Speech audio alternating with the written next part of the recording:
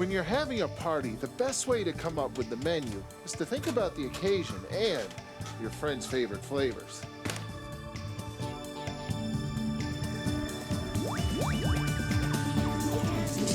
Let me share a secret recipe.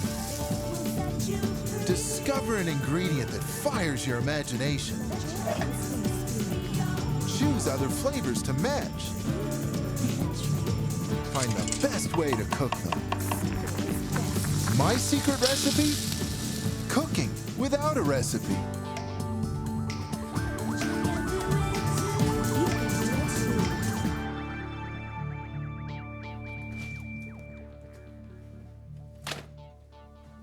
It's game day, so my buddies are coming over to hoot and holler. They're bringing the beer, so I'm on the hook for the food.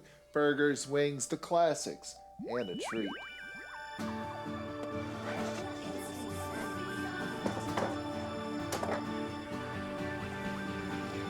Chocolate chip cookies would be perfect, but what if you try something new? What if you took your favorite chocolate chip cookie recipe and left the chocolate chips out, which is perfect because I don't have any anyway, and instead used cocoa powder, chocolate chipless cookies. I've been making cookies since I was a kid, and I learned long ago that even when you mess up, they still taste great. A well-crafted cookie is a thing of beauty. It's amazing how baking can transform such simple ingredients.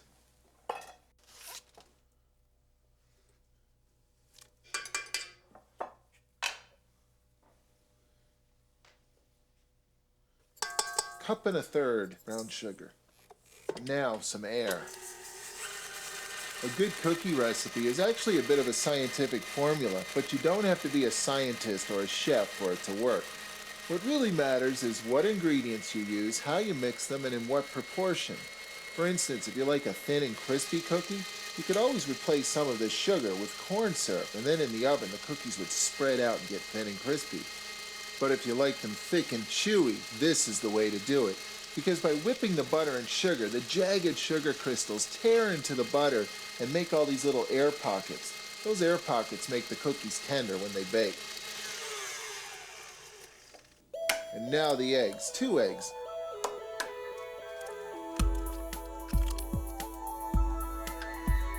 And a big splash of vanilla. That should do nicely.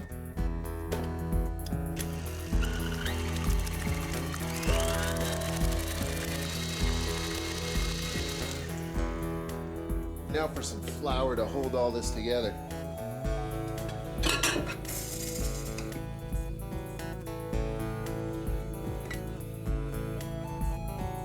And this is the best place to add the cocoa because it's so easy to mix it into the flour.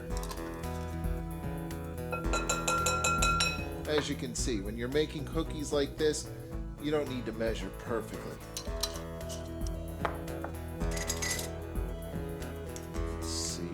Tablespoon or so for each cup of flour. Although when it comes to salt, you should measure precisely. You don't want salty cookies. 1 teaspoon.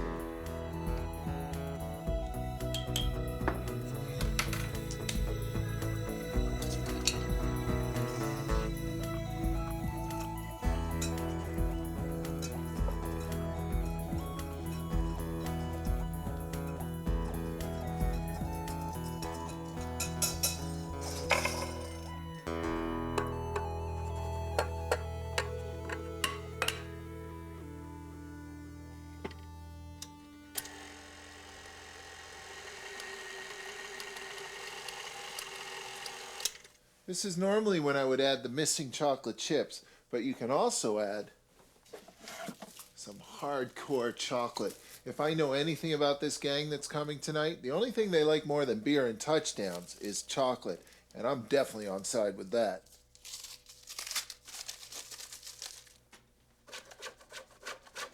Roughly 2 cups of grated chocolate should work just fine. I'm not too worried about adding too much chocolate.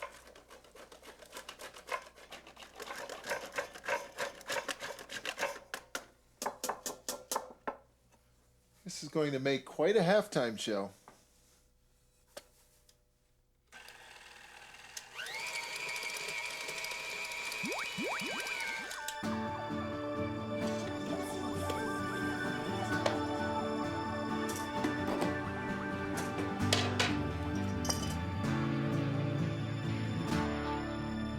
Now there's lots of ways to get cookies onto a pan and into the oven, and today this isn't one of them.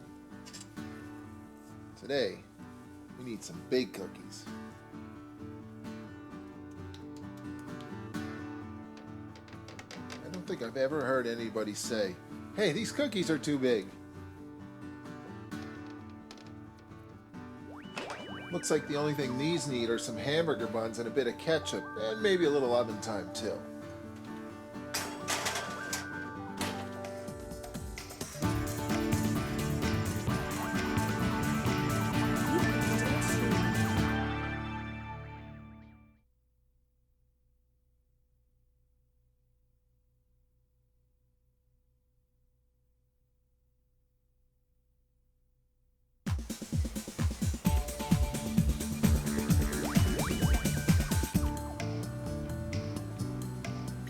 It's game day and I'm hosting. That means my buddies bring the beer and I cook and clean up. Nothing fancy though. Burgers, wings, twists. Like a tray full of chocolate chipless cookies. My standard chocolate chip cookie batter minus the chips with lots of rich chocolatey cocoa powder and dark chocolate stirred in instead. This doesn't get used much, it's really just for treats, but I've cooked enough chicken wings to know I need it.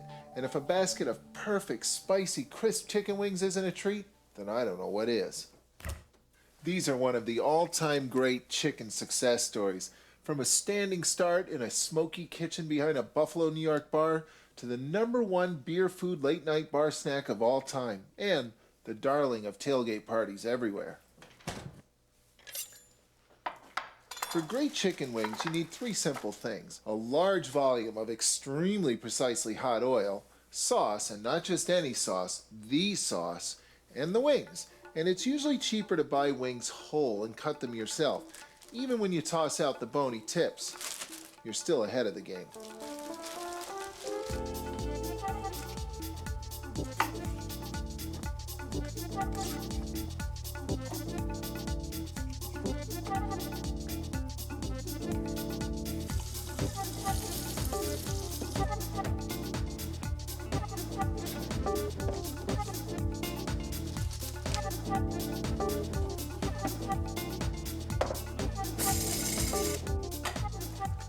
The originals were never tossed in anything but sauce, but you may find that a quick seasoned flour really helps improve the crisp factor and the sauce adhesion factor.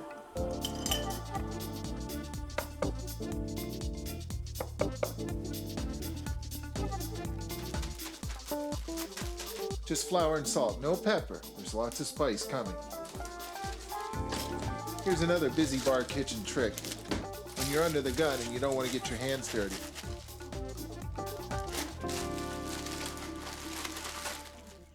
"375 degrees is the perfect temperature for frying.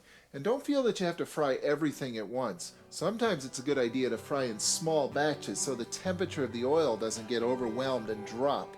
You know, when it's done correctly, frying is an amazing thing. There are 3 basic ways to conduct heat into food: through air, through moisture, and through oil. Because oil transfers heat so efficiently, deep frying is the fastest cooking method. It also works well because oil and water don't mix. As food is frying, hot oil does a phenomenal job of crisping its surface. But as the oil tries to force its way in further, it meets resistance. The heat transferred to the food generates steam, which cooks the food, but some of that steam is so intent on forcing its way out that the positive pressure prevents the oil from getting in.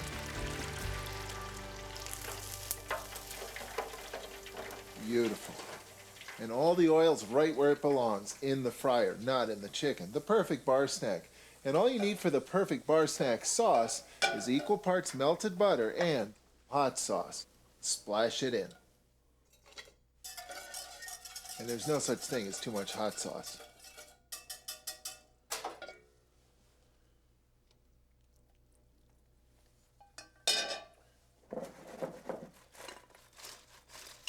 And since the fryer's hot and ready to go, here's another bar snack.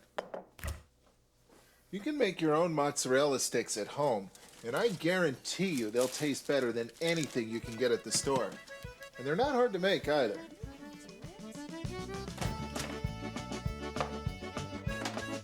All you need is a standard breading setup. 3 bowls, flour, eggs, and breadcrumbs.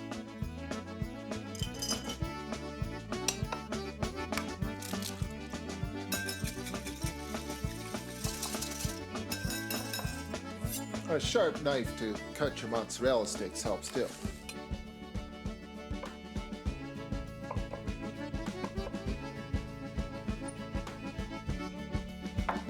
A well-crafted mozzarella stick is a marvel of culinary engineering. A crisp outer coating enclosing an oozing cheesy filling. The key is to bread them twice. Back into the eggs with the wet hand. That way you end up with a nice thick coating.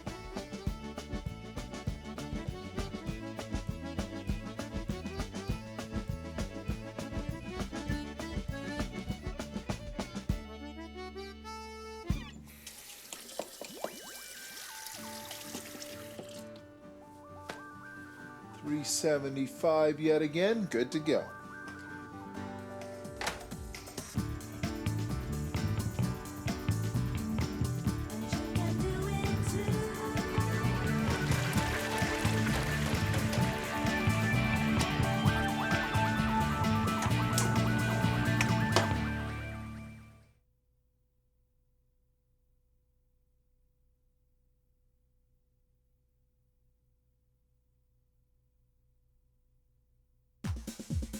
It's game day and my buddies are coming over for food and football. They're a wings and burger crowd, but they're always up for something new too. Like a chocolate chipless cookie with rich chocolatey cocoa and dark chocolate subbing in for the chips, and homemade chicken wings with the classic wing sauce of melted butter and hot sauce. The fryer was also perfect for mozzarella sticks breaded with flour, eggs, and breadcrumbs.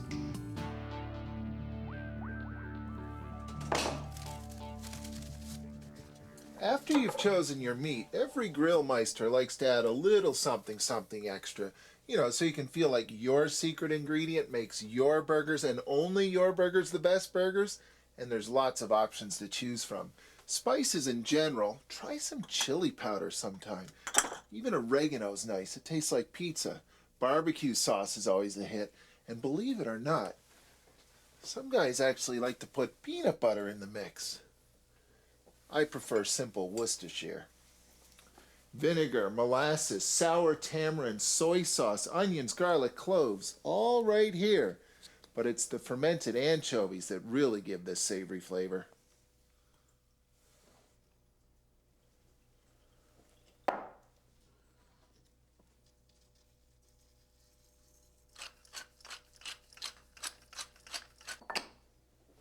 You can melt cheese on top of a burger. You can even mix the cheese into the burger. Try doing that with cheddar. And for the very best flavor, aged cheddar.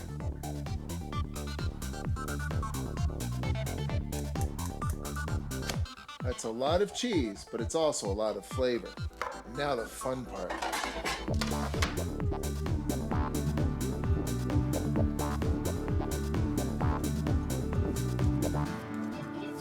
Those guys are in for a treat today.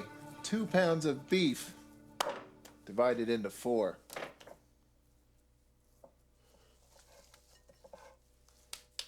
It's also a good idea to flatten your burgers out quite a bit for a couple of good reasons. First of all, because more surface area means more char, which means more flavor. And secondly, because that way the burger will cook evenly. By the time the inside is done, the outside's not burnt.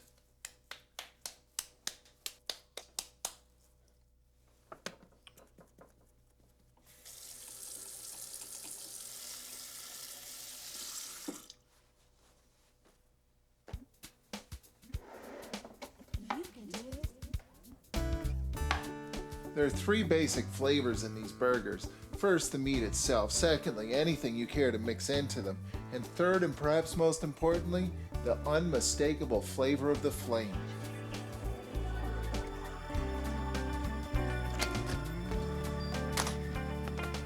When you're cooking a burger, there's really only one setting.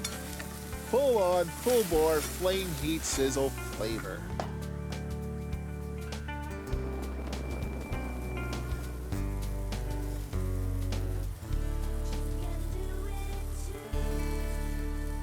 When my buddies come over, they never quite know what to expect. Let's just say I've been known to put a fancy flavor or two on the plate, and they've been known to politely pretend that they enjoyed it. I think once it was coffee cardamom lacquered duck or something, but last time it was burgers, and I love what one of them said. Hey, I didn't know you knew how to cook a burger.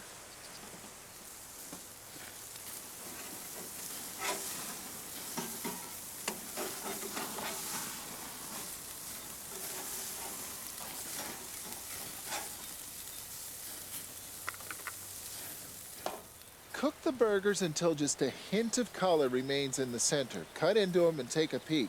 Medium well to well.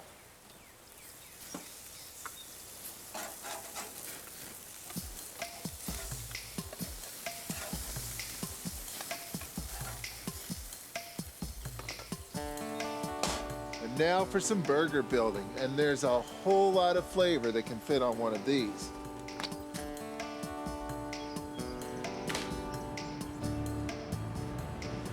Top a burger with the works, and you'll bury the beef under cheddar cheese, blue cheese, bacon, lettuce, tomatoes, mushrooms, mayonnaise, mustard, ketchup, pickles, and relish. All classic, all tasty.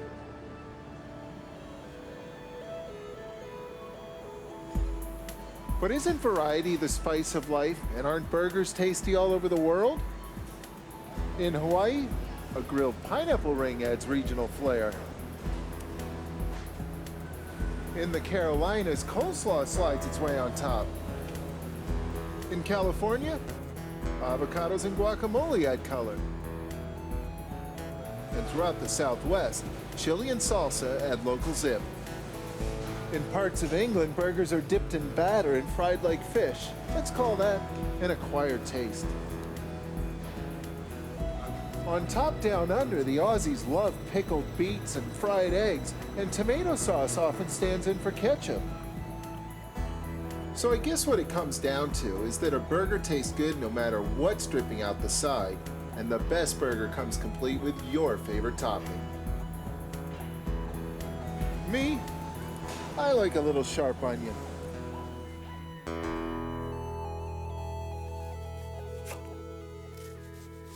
I do want to keep my rolls from getting soggy, and here's a good way to do that. Take a piece of leaf lettuce, snap off the stem, tear it a little bit, just like that, and then you can sort of fold it all the way around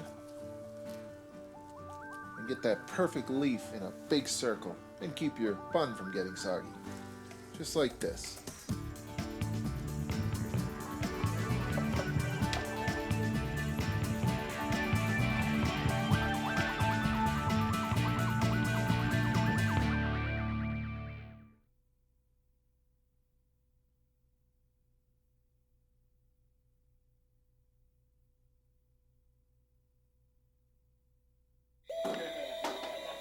Cheers!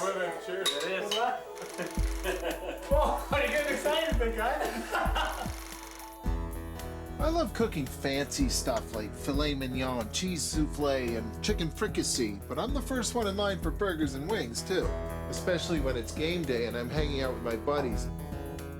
And are they ever going to like the look of this spread? 8 ounces of prime grade ground beef mixed with cheddar cheese, fire grilled for flavor with all the fixings. It's amazing how much flavor you can cram between 2 halves of a toasted bun. It's amazing how much flavor you can cram into a simple breading. Mozzarella sticks, one of the all-time great bar snacks. But these are the all-time bar snack all-stars. Crispy chicken wings tossed in the gold standard sauce of simple melted butter and the original hot sauce. And I've got just the thing to dip these into to help my buddy who's rooting for the wrong team get his mojo back. Mojo sauce, Cuba's national table sauce. Minced garlic warmed in oil with a touch of ground cumin, your favorite hot sauce, classic or otherwise, and a splash of orange juice. Mojo sauce. There's a ton of flavor in here. This is a quick sauce too. All you have to do is warm everything through and it's done. And once the fellas clear the field of all this flavor, chocolate chipless cookies. Your favorite chocolate chip cookie recipe minus the chips plus cocoa and grated chocolate. Extra large flavor, which is really what cooking for your buddies is all about. Doing your best and having fun while you do. Okay. Gentlemen, Hey. you hungry? All right. Big beefy burgers here. Look at this, 8 ounces of prime grade beef. Oh my God. I feel like Fred Flintstone. Yeah. And Paul, this is for you, because I know you're rooting for the wrong team today. Mojo sauce to help you get your mojo back. So how's the burger, Dave? Lots of cheese. All cheddar, my favorite. Here, try these wings. Gold standard. Well, we're lucky it's halftime. They'll come back in the second half, no problem. Want to put some money on that?